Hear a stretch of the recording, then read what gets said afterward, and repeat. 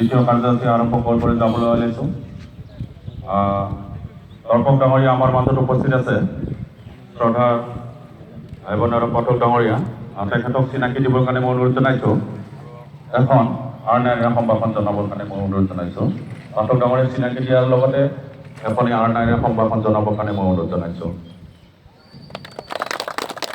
লগতে তেখেতৰ কাৰ্যসূচী উদ্বোধন কৰিবৰ কাৰণে মই অনুৰোধ জনাইছোঁ আৰু সহযোগ কৰিব জগদীশ ৰামচাৰিজনক অনুৰোধ জনাইছোঁ মই।